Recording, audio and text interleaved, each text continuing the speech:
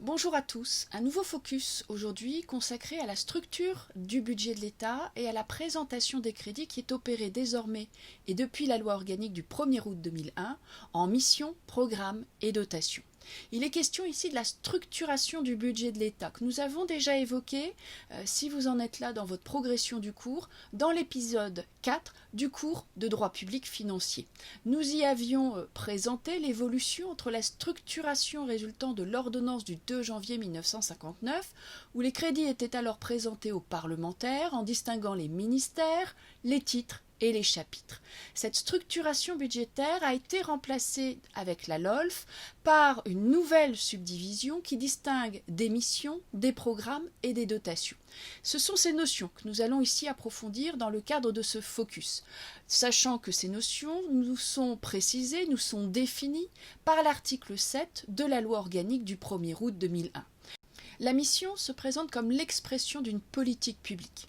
L'article 7 de la loi organique du 1er août 2001 nous indique que les crédits ouverts par les lois de finances pour couvrir chacune des charges budgétaires de l'État sont regroupés par mission. Une mission comprend un ensemble de programmes concourant à une politique publique définie.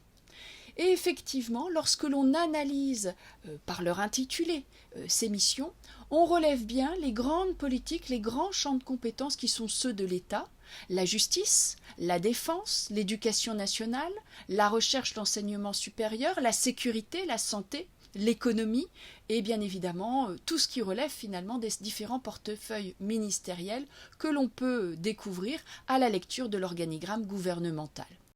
Une mission peut donc recouvrir un champ ministériel. On le voit tout à fait avec la mission justice ou encore la mission défense derrière laquelle se loge le ministère des Armées. Mais certaines missions peuvent être interministérielles. C'est le cas de la mission sécurité au pluriel d'ailleurs, qui comprend notamment un programme consacré à la police nationale et un programme consacré à la gendarmerie nationale.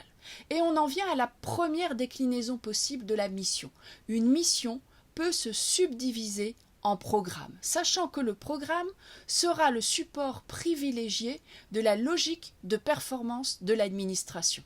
Ici, bien évidemment, il convient de renvoyer au développement et aux vidéos consacrées à la performance de l'activité de l'administration et en particulier à ce focus consacré à la LOLF qui en quelques minutes vous présente les grandes lignes directrices de ce que l'on a voulu faire avec ce nouveau texte organique.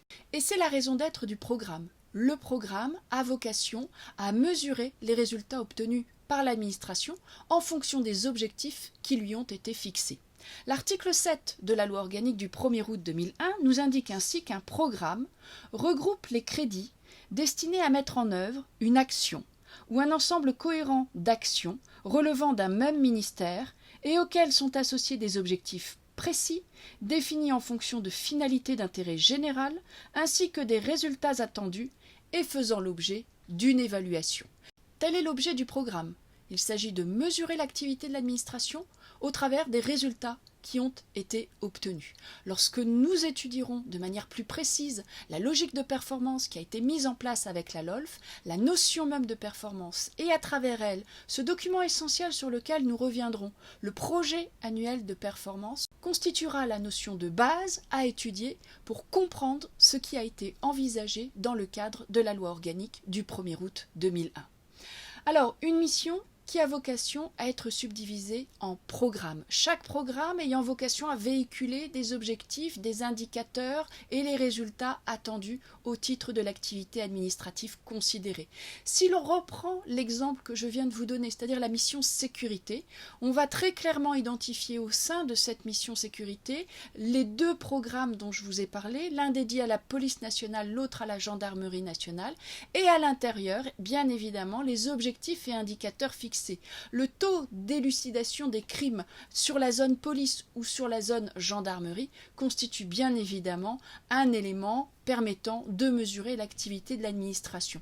Et ces objectifs et ces indicateurs, vous allez les retrouver au travers de chacun des programmes qui composent les différentes missions du budget général de l'État.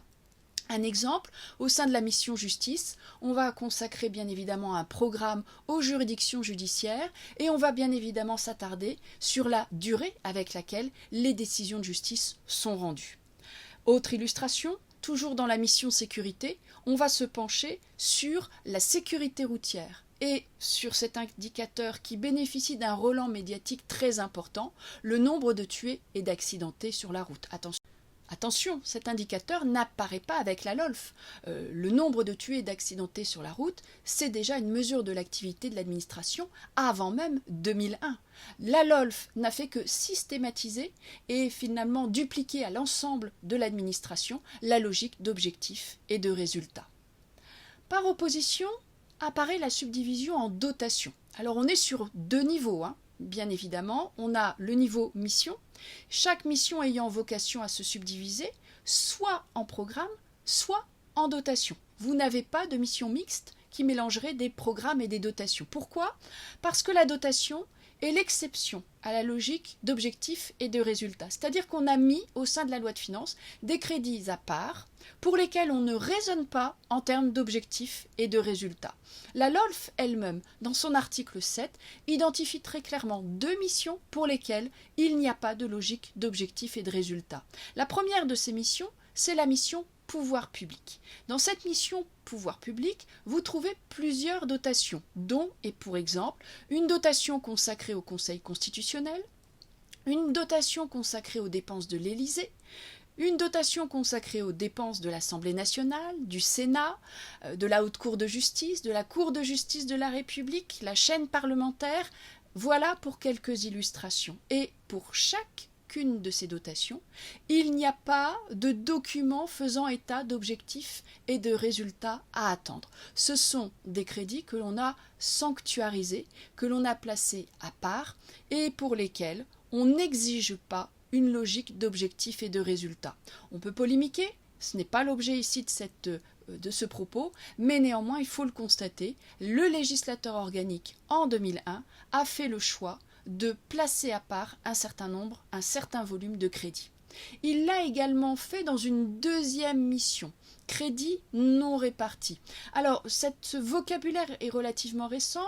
Initialement, lorsque cette mission a été créée, elle s'intitulait la mission provision. On faisait des provisions, un petit peu comme on fait des provisions pour risque au sein des entreprises.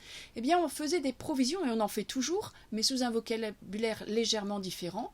Il ne s'agit plus d'une mission provision, mais d'une mission crédit non réparti.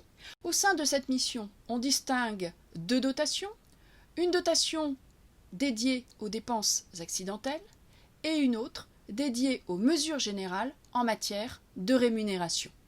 Alors, autant pour la dotation consacrée aux dépenses accidentelles, on comprend la nécessité de provisionner des crédits qui ne seront pas forcément utilisés, qui ne seront utilisés que pour faire face à des dépenses accidentelles imprévisibles, comme c'est le cas suite à une catastrophe naturelle qui survient sur le territoire. Gérer la crise du chikungunya sur l'île de la Réunion, gérer les conséquences d'inondations dans le sud ou le sud-ouest de la France, tel est l'objet de ces crédits. Pour la deuxième dotation consacrée aux mesures générales en matière de rémunération, l'explication est un petit peu plus difficile à vous donner, car en effet, on peut considérer que cette dotation a été créée pour gérer au mieux la mise en place de la LOLF, de la loi organique du 1er août 2001. En effet, on comprend tout à fait, dès ce stade, l'importance de ce texte organique dans le fonctionnement même de l'administration. Alors que la notion de performance est introduite par la LOLF, alors que l'on va demander à l'administration de s'engager en termes d'objectifs et de résultats.